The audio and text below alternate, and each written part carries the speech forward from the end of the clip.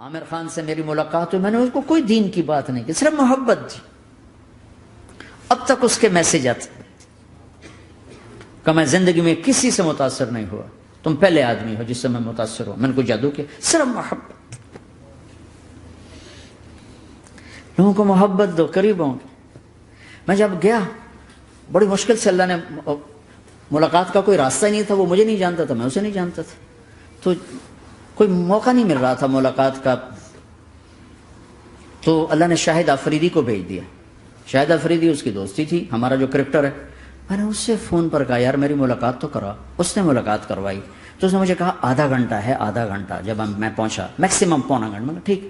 میں گیا تو وہ سہما ہوا چہرہ کہ بھائی مولانا آ گیا، پتہ نہیں کیا کہیں گے، بھائی یہ تو کیا کر رہا ہے، تو حرام کر رہا ہے، ناچ رہا ہے، گا رہا ہے، توبہ کر، ابھی تیرے لیے دوزخ کا فیصلہ ہو جائے، پتہ نہیں کیا ہو، وہ ڈرا ہوا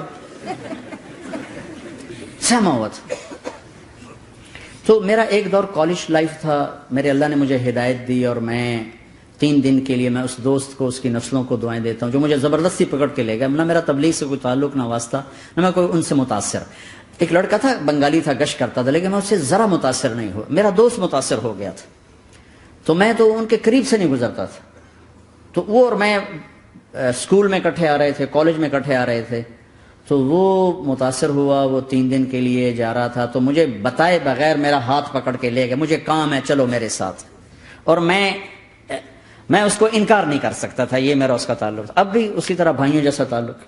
میں اس کا احسان ماں، مجھے زبردستی لے گیا۔ ہمارے پنجابی کی مثال ہے، کبے نو لت لگی وہ سیدھا ہو گیا۔ وہ جو ہوتا ہے ہنچ بیک ہوتا ہے نا، اس کو کسی نے لات ماری تو سیدھا ہو گیا۔ مہربانی بھائی تیری لات سے میں سیدھا ہو گیا، تو مجھے تو وہ کبے والی لت پہ گئی۔ تو اللہ نے مجھے اس طرف لگا دیا۔ اور جب میری کالج لائف، میں نے کالج کا بہترین سنگر تھا، اسکول کا بہترین، یہ جنید جمشید کیا ہے جو اس زمانے میں یہ سارا کو اٹھایا میں نے سارا کیا ہے۔ تو اب وہ بیچارہ ایسے بیٹھا ہوا، تو میں نے اس سے بیٹھتے ہی فلموں کی باتیں شروع کر دی۔ اور تھوڑی دیر بعد میں نے محسوس کیا کہ فرام 60 to 72 جو فلم انڈسٹری کو جتنا میں جانتا تھا اتنا وہ نہیں جانتا تھا۔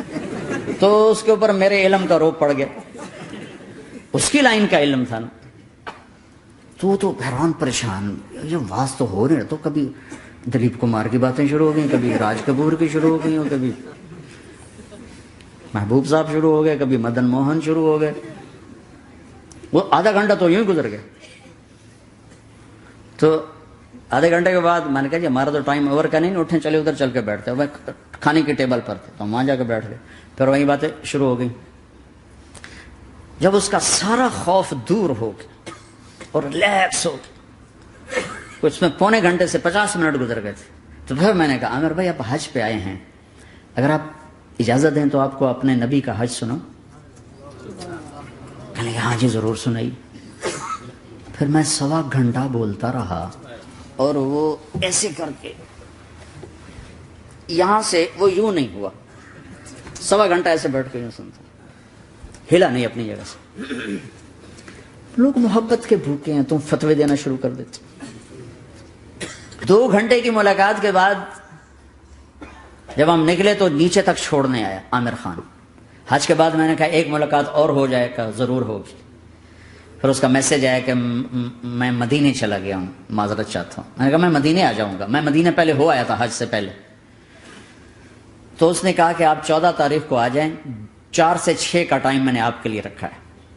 تو میں جنید اور ایک اور ساتھی ہم دوبارہ وہاں چلے، 4 بجے 4:15 ہم اس کے ساتھ ہماری سٹنگ شروع ہوئی۔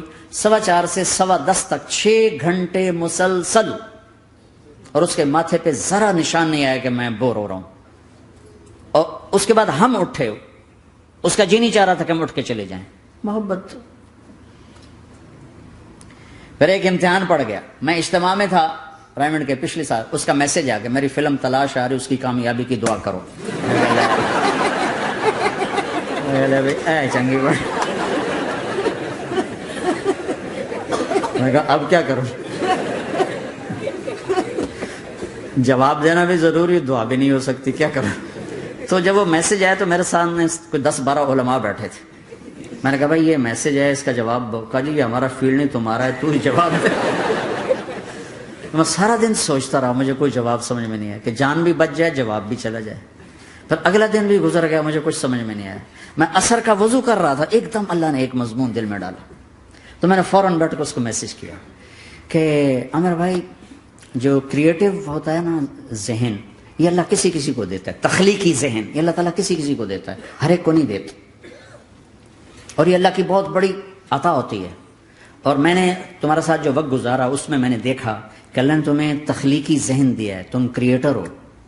اور جو لوگ اس ٹائپ کے ہوتے ہیں وہ کامیابی ناکامی کی پرواہ نہیں کرتے، وہ اپنے کام سے کام رکھتے ہیں. آپ کا بھائی. تو فوراً اس کا میسج آیا، آپ ٹھیک کہہ رہے ہیں، آپ ٹھیک کہہ رہے ہیں.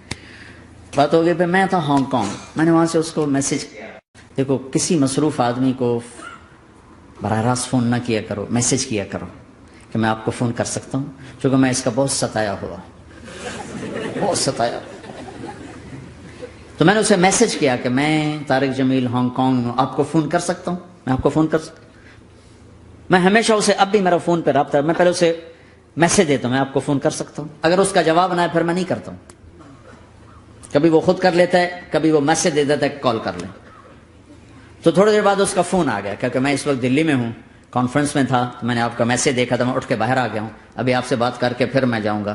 تو اسے باتیں کرتے کرتے کہنے لگا آپ کی دعا سے میری فلم کامیاب ہو گئی. میں کہا یا اللہ میں کوئی نہیں پیتی تھی.